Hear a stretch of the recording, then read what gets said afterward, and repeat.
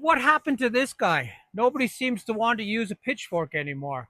Everyone's talking about leaving the soil alone and putting 6 inches of compost on top, cardboard on top, buying like 12 raised beds, working inside the raised beds, doing all this type of work that is getting away from digging your actual soil. There's nothing wrong with this soil. It saves you a lot of money if you work inside your soil, getting all the weeds out. You don't need cardboard. You just need to work it. And if you add all kinds of green matter to this, you've got 50, 60 centimeters of active soil that is going to grow anything you could ever imagine. Start using your pitchfork again and see the difference, what goes on in your garden. Forget all these expensive investments in raised beds and cardboard and all this compost.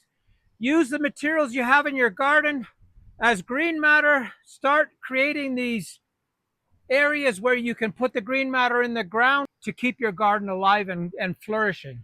Yeah, there's a little bit of a movement towards, some people call it gardening smarter.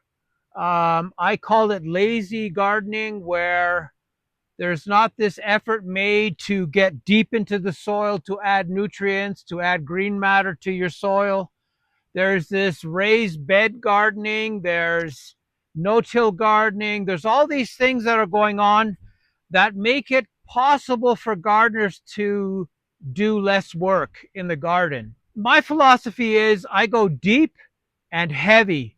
I go deep into the ground, more than 50 centimeters. I add massive amount of green matter into that area. I plant it up right away. I have so much plant material and diverse plant material covering the earth. There's nothing showing. The sun that here in Ecuador is so brutal, can't get at the soil. The erosion doesn't get at it because the plant material, they cover the entire garden. So this idea of lazy gardening is a concept to save time. I'm more the type of gardener that is more interested in a 5-year plan. And what I mean by a 5-year plan is that the garden has a chance to establish itself with having all the nutrients down below, deep down below where the energy is needed.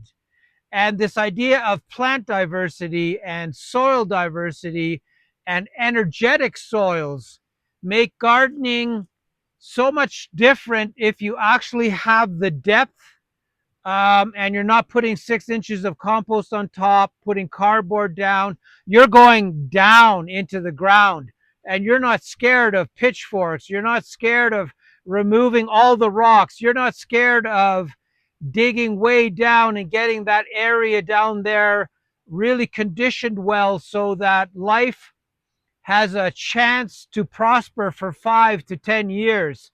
And if you do that, you're going to have a garden like this where everything is taking off and butterflies show up and there's life everywhere, lizards, because you've actually provided the energy down below in the soil where it's actually needed. Yeah, soil is very interesting. We always talk about disturbing the soil. By digging into the soil, we're disturbing it, and it's going to take all this time to recover. But what people don't understand, there's an energy equation. And what I mean by that is I will dig this down 50 centimeters, but I'll also put green matter in that space. So I'm actually updating the soil. I'm disturbing the soil, but I'm also updating it all the time. And by updating it, you get all kinds of stuff to grow so intensely that it's actually hard to control the plant life. It grows too fast almost. There's too much going on. So you have to sort of keep that cycle going. If I put cardboard down here and 6 inches of topsoil on top, I wouldn't get these type of results. I wouldn't get this forward movement for 5, 6, 7, 8, 9, 10 years.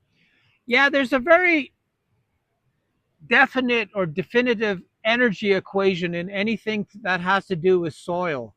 And I'm learning so much now here in Ecuador in this garden is that energy in equals energy out. If I were to put 6 inches down, I'm not happy with that. I need to go into the ground Green matter, I can organize myself. There's sort of like a little bit of a perpetual machine going on here. If I have great soil, I have great quantities of green matter.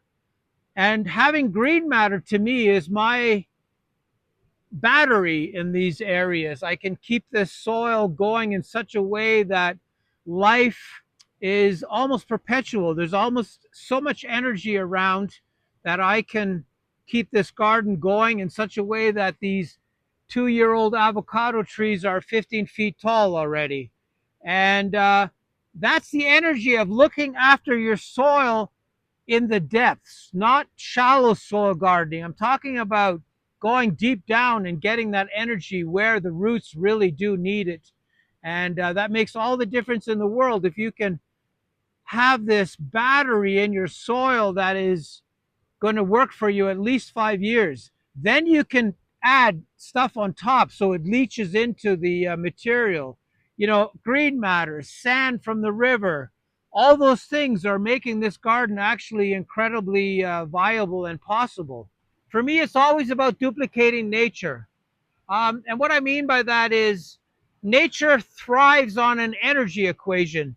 Energy that is available will be returned into green matter and you'll get results in your garden. So putting energy into the ground, deep into the ground, is a strategy to extend the life of your garden into the future. And this idea of no-till gardening and cardboard layering and all these things um, are very smart in terms of saving time in the garden.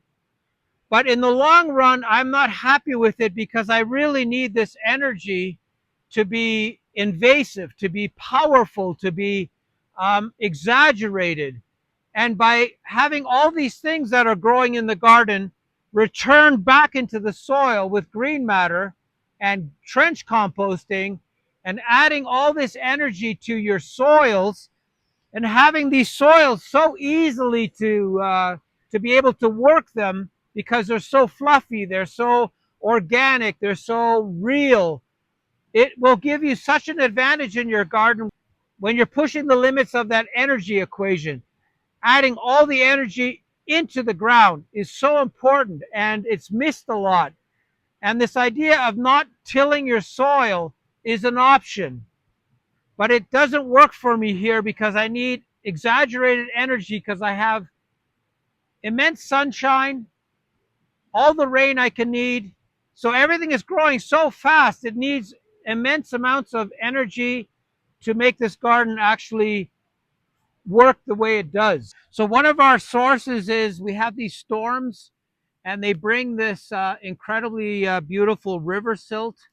And we mix this in with the green matter. So we have a sandy component to our green matter. And what happens is we get this incredibly beautiful, rich soil that is easy to manipulate. When somebody tells you that the weeding is the problem, what it really is that the soil is so heavy and so tough that it's really hard to get the weeds out. If you have incredibly fluffy, well machined soil, weeding is a breeze. Weeding is very easy and it's not a hindrance. It's not an obstacle. You can weed so quickly and you can get your garden so well organized because the soil is so easy to work inside.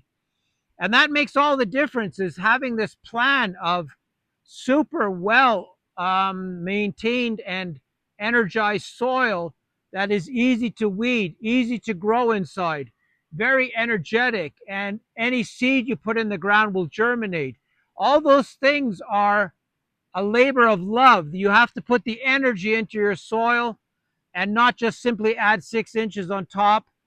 That wouldn't work here. I need to keep this soil completely energized, working, updated, and the results will speak for themselves if you look after your soil in such a way that it is charged with life.